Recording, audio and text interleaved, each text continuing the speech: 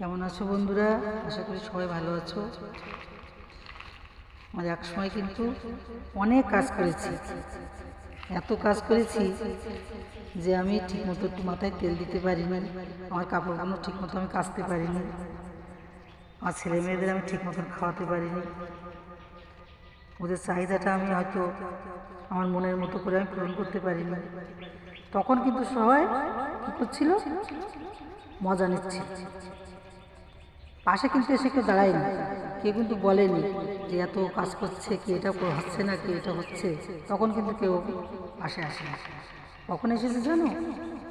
যখন আমি ভালো আছি তখন আবার অনেকে বলার পাচ্ছি, যে বলছে আমি ফেসবুকে কাজ করছি, আমি টিকটক করছি, আমার কোনো খেয়ে দিয়ে কাজ নেই, তার জন্য আমি সময় পাচ্ছি ওদের তাই আমি করছি। তাহলে দেখো, চালটা তো অমনি অমনি হয় না, কিন্তু অনেক পরিশ্রম করতে হয়। যারা বলে আর যারা করছে তারা জানে যে কতটা পরিশ্রমের পরে এই চালটা আমরা ভাতটা খেতে পারি, বুঝেছো?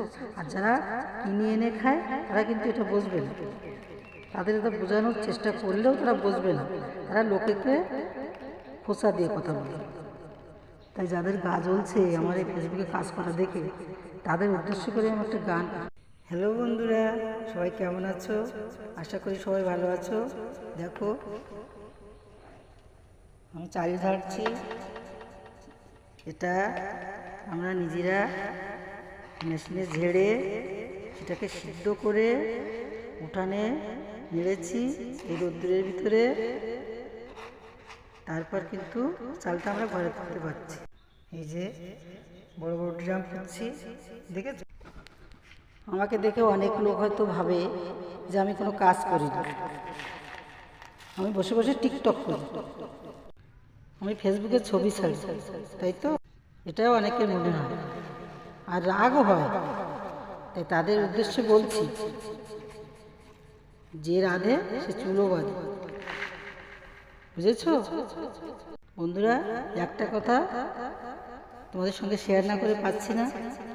আমি একসময় অনেক কাজ করি, একসময় কি আমি এখান থেকে 3-4 বছর হয়তো কাজ করছি না, পারি না এখন আগের মতো। তারপরেও ইচ্ছা করলে আমি এখন সব কিছু করতে পারি। মানুষ সবসময় তো একরকম থাকে না।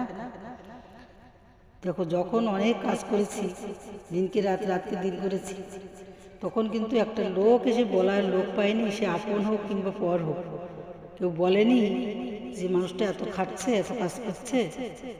তখন একটু মাথায় সময় মতন তেল দিতে পারিনি, সময় মতো